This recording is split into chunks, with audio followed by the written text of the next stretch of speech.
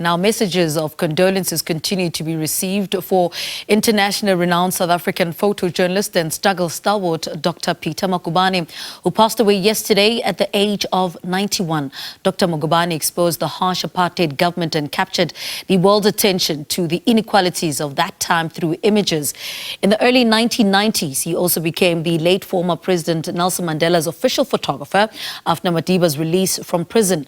Last year, the University of Pretoria conferred him with an honorary doctorate in visual arts and exhibited his photography at the university's student gallery.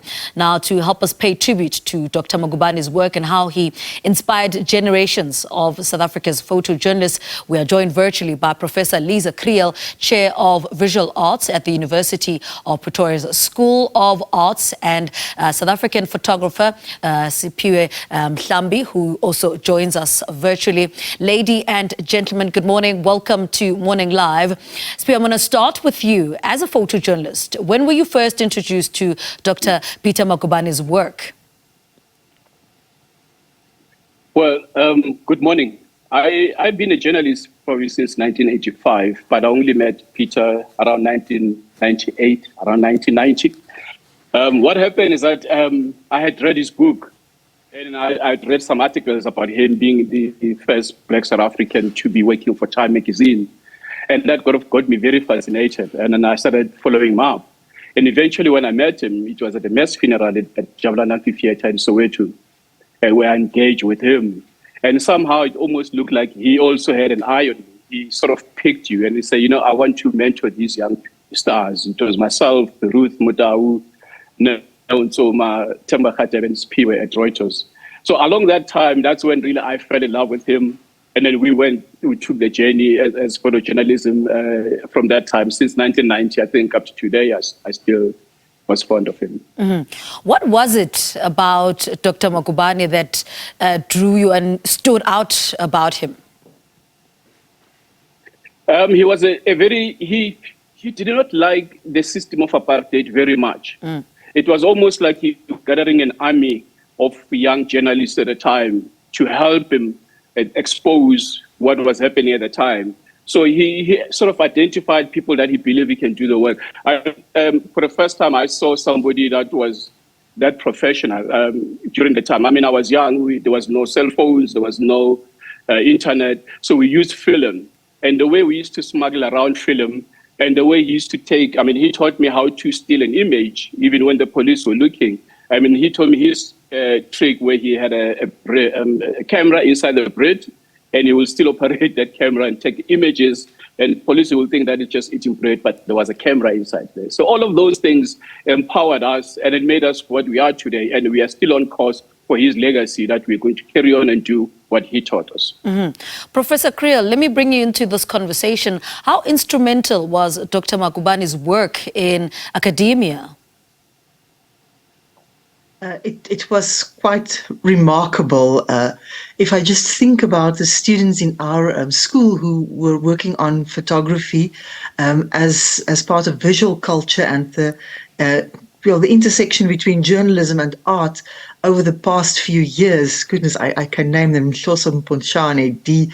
Pathers, who are colleagues of ours now, all wrote about the role of the image in protest documentation, and you just cannot evade the impact of Peter Magubane.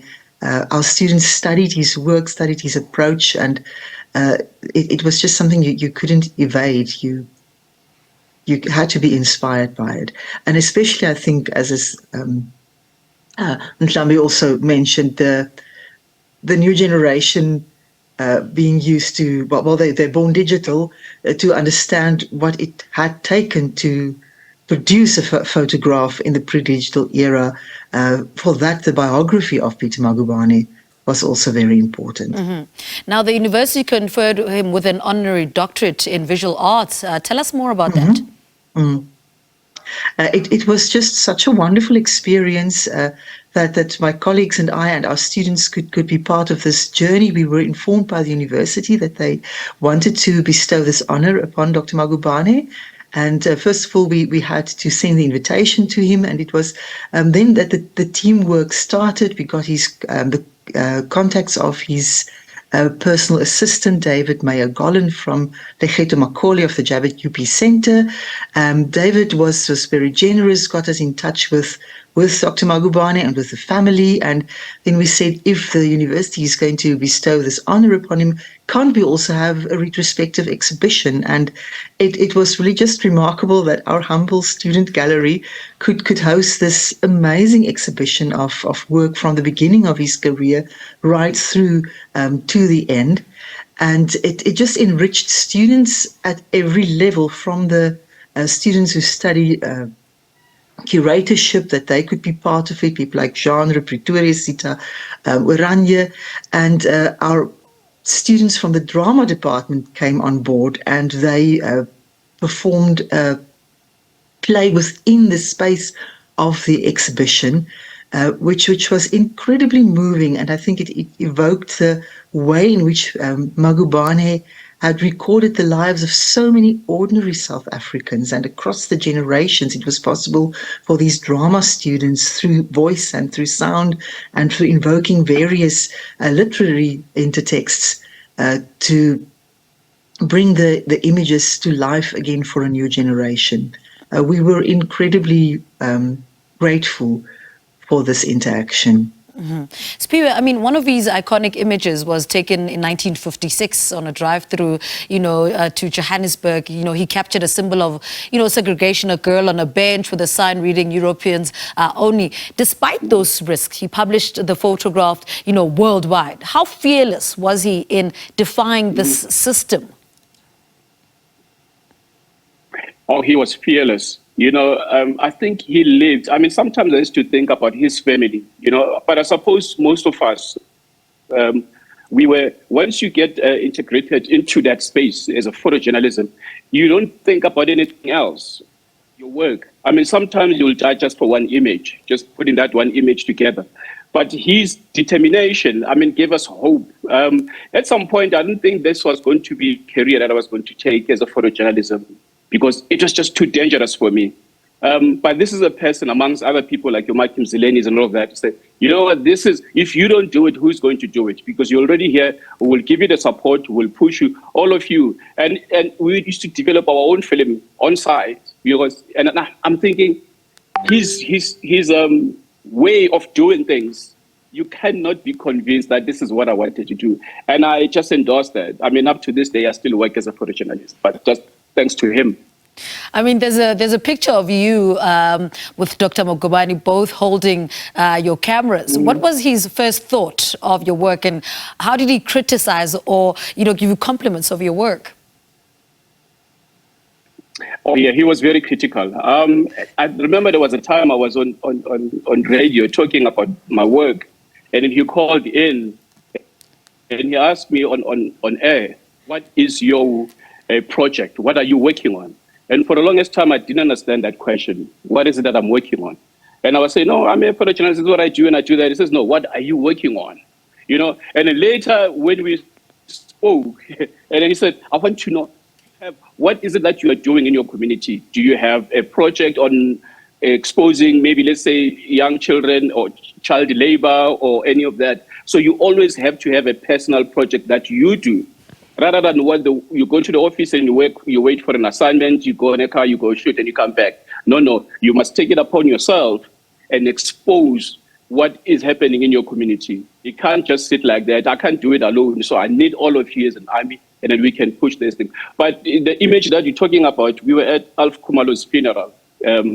And then we had to talk. There were a lot of us there, your Tom Kozas of this world, Robert Magwaza and all of those, and the idea was that you guys must never give up. We are getting old. You are the next generation to take up this work. So if you don't do it with the commitment that we're supposed to have, we're not going to go anywhere. So I live by that up to this day. Professor Kriel, let's return back to the exhibition and, talk to us about the amount of work that it took to exhibit that work and the difficulty that came with, choosing which of these, amazing photographs to exhibit at the gallery. It was a challenge indeed. We were very fortunate that David Magubane worked with us. He was the curator of the exhibition, and we decided to call it Peter Magubane South Africa again, and that it should be a retrospective. We were fortunate that there was a good collection available already from previous exhibitions up until around about 1913. 2013, sorry. So that represented the work that Peter Magubane had done for drum, the scenes of ordinary people being human, then all the struggle photography was represented. So we felt that all these aspects had to be there.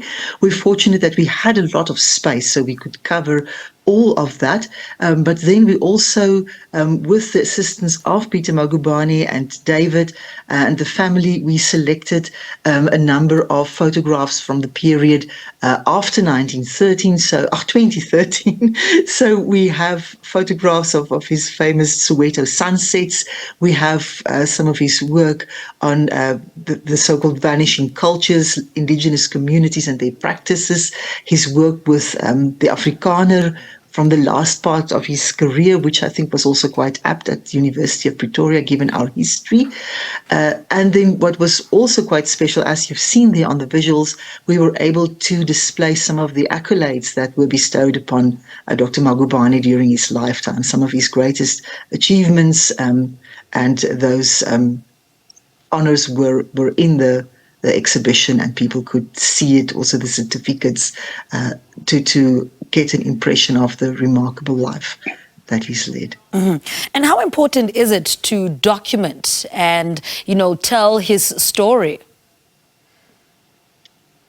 Well, I think it comes from his own words that if a life is not documented, if a history is not documented, how will we tell the story? And he's made it so easy for us, in a way, with his legacy, that one can walk this road and preserve this memory. I do not think the definitive biography of Peter Magubane has been written yet, and I hope that has been done. He has been included, for example, in a book like this, which was produced by a number of scholars from Pretoria, Texture of Dissent on Public Intellectuals.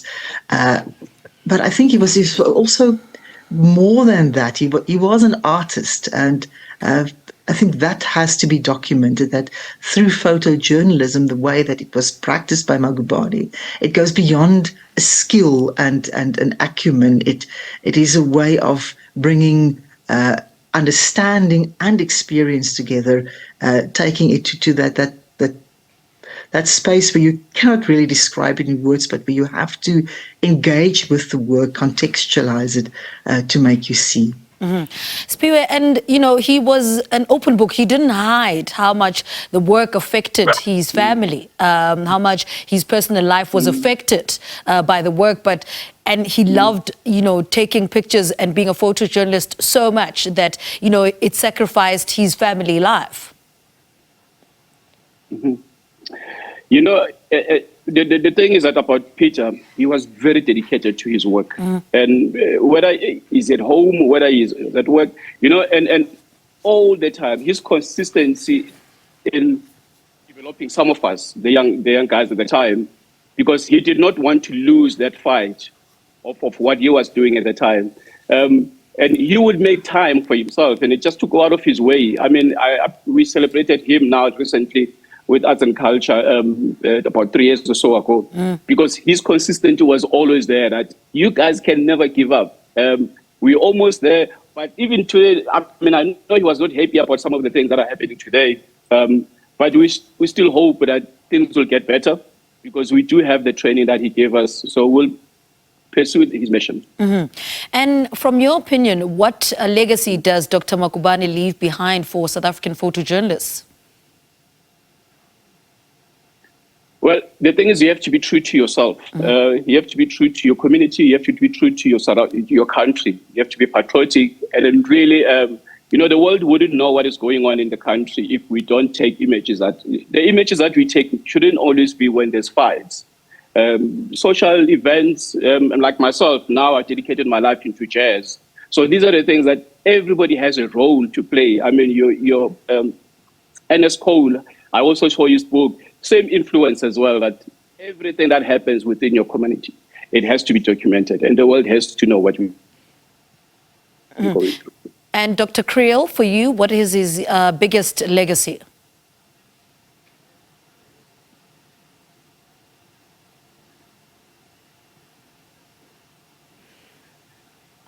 Professor Kriel, can I ask you to unmute yourself? Sorry, there was a dog in the house. All right, let's try again. I would say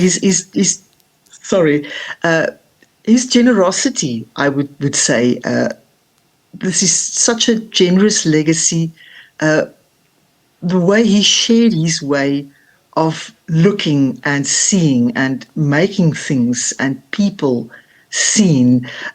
If one just thinks about how many South Africans over so many decades are visible today in such a remarkable way, thanks to this rich and dense documentation through photographs.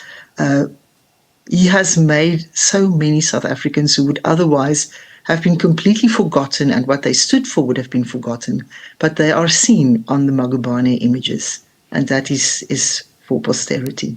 All right. Professor Lize Kriel, thank you so much for talking to us. She's the chair of visual arts at the University of Pretoria's School of Arts. And then Simphiwe Mhlambi also joining us. He's a South African jazz photographer, talking to us about the legendary Dr. Peter Magubane, who passed away yesterday at the age of 91.